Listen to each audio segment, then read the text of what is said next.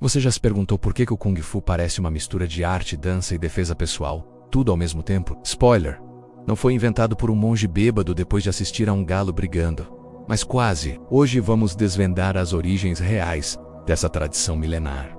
Prepare o chá assente em posição de lótus e vamos viajar mais de 4.000 anos no tempo. Para começar, vamos esclarecer uma coisa. O termo Kung Fu, como a gente conhece, é bem recente. A palavra original é WAE. WAE significa guerra ou marcial, e Yeshi significa arte ou técnica, ou seja, a arte da guerra. E essa arte nasceu muito antes dos templos e dos filmes. As primeiras formas de Wushu surgiram da pura necessidade.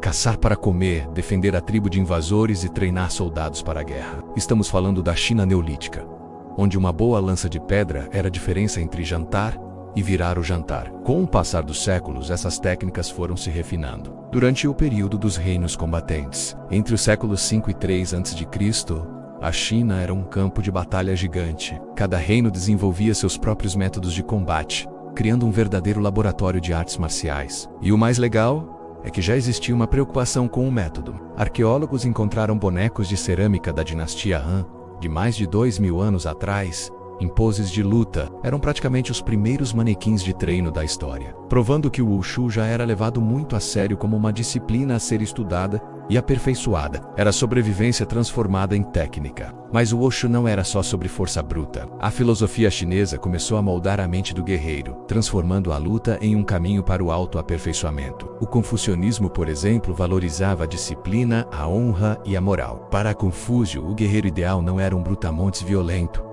mas alguém controlado, justo e que usava sua força para proteger, não para oprimir. Era a ideia de que o poder marcial deveria vir acompanhado de uma grande responsabilidade moral. Ao mesmo tempo, o taoísmo, com pensadores como Laozi e Zhuangzi, trouxe uma perspectiva completamente diferente. Conceitos como o Yin, o Yang, a busca pelo equilíbrio e o Wu Wei, que significa agir sem esforço, fluindo com a situação, se tornaram centrais. O taoísmo ensinava que a verdadeira força não vinha da rigidez, mas da adaptabilidade, como a água que contorna os obstáculos. Essa filosofia deu origem aos chamados estilos internos, como o Tai Chi e o Baguazhang, que focam na energia interna, na respiração e na fluidez dos movimentos. Para fazer uma analogia moderna, se o estilo externo Shaolin é o CrossFit chinês focado em explosão e força, os estilos internos de Wudang seriam o Yoga com intenção assassina, onde a mente e a intenção guiam o corpo de forma suave mas mortalmente eficaz. E agora,